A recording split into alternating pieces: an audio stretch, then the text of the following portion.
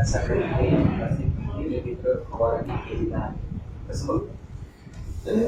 माहिती आहे की 2 जुलै 2023ला अजितदादांच्या नेतृत्वाखाली आम्ही महायुतीकडे साक्षी झालो आणि महायुतीला पाठिंबा आणि आमचे नेते अजितदादांनी फार मोठ्या विचारपूर्वक हा निर्णय घेतला. मला वाटते रवींद्र पवारांनी जी आता वक्तव्य केले त्याला कोणताही आधार नाही आणि आम्ही महायुतीचे घटक आहोत, महायुतीचे घटक म्हणून राहणार आहोत. आणि आज युतीच्या मार्फत आमच्या सुरेंद्र पवार मेडिया उपमुख्यमंत्री आहेत, राज्याचं उपमुख्यमंत्री पद 41-42 आमदार खासदार आणि एवढा सगळ्या राज्यभर कार्यकर्त्यांचा संपूर्ण विस्तार, अशा वेळेला अशी चुकीची वक्तव्य करणं ही मला वाटते अतिशय दुर्दैवी आहे. आम्ही महायुतीचा घटक आहोत आणि आम्ही घटक राहणार आहोत.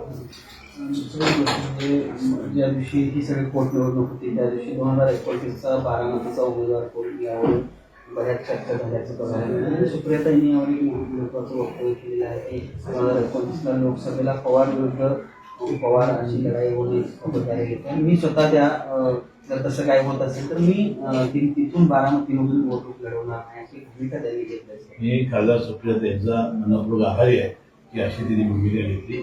त्यांनी सांगितलं की पवार विरुद्ध पवार अशी आता लढाई कधीही होणार नाही, याचं मी स्वागत करतो. अमोल मिटकरींचं काय, कारण विधान परिषदेवर छान पद्धतीनं संधी दिल्यानंतर ते काहीशी नाराज असल्याचं बघायला. ठीक आहे, बघा विधान परिषदेला हे काय प्रत्येक वेळेला 2 वेळा टर्म मिळेल. त्याला 6 वर्षाची एक वेळ टर्म अजितदादा पवारांनी दिली होती.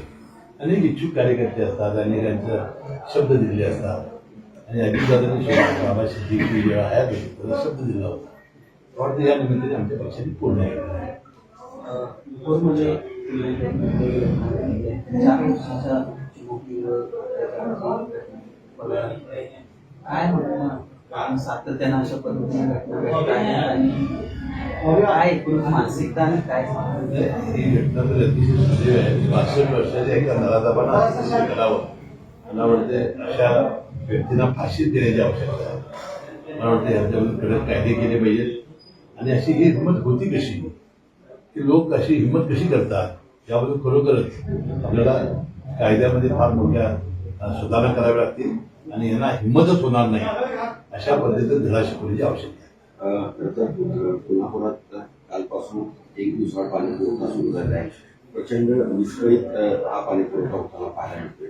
एकीकडे आपल्या जिल्ह्यात मुबलक पाणीसाठा असताना, धरणामध्ये देखील मुबलक पाणीसाठा असताना, सर्व धरणात असताना देखील अशी परिस्थिती कोल्हापूरवर ओढावी, कसं पाहताय? अलीकडे मी कोल्हापूर महानगरपालिकेच्या अनेक प्रश्नावर मी अद्याप काय बैठका घेतल्या नाही. पूर्वी पालकमंत्री होतो तेव्हा मी बैठका घेतली. महायुतीचा एक घटक पक्ष म्हणून राष्ट्रवादी काँग्रेस पक्ष नक्की आहे. मला वाटतं आता जे नवीन आयुक्त आलेले आहेत राजेंद्र भारूड हे अतिशय कर्तव्य तत्पर आहेत. मला वाटते त्यांना थोडा आपण अवधी देऊया.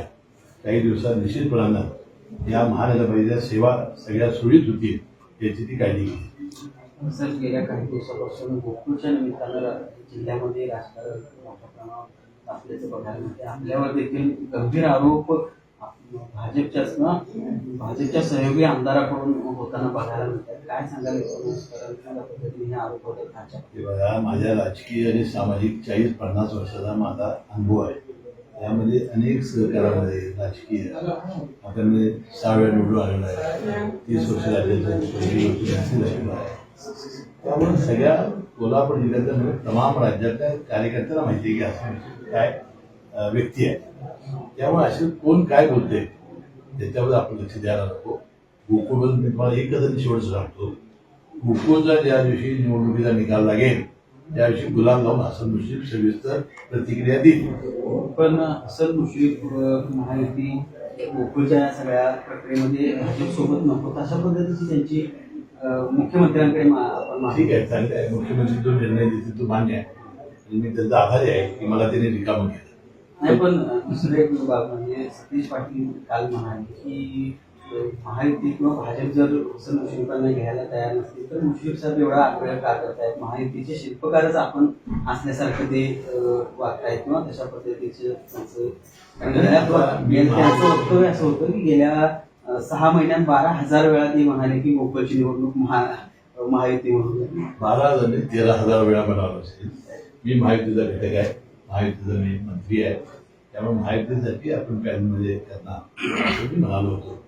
आता मंत्रिमंडळाचं काय मत आहे मला माहिती नाही, परंतु गोकुळच्या आता मी कुठल्याही प्रश्नाला उत्तर देणार नाही. निवडणुकीच्या ज्यावेळी गोकुळचा निकाल लागेल तेव्हा गुलाल लावून तुम्हाला सविस्तर मुलाखत देईल. थँक्यू.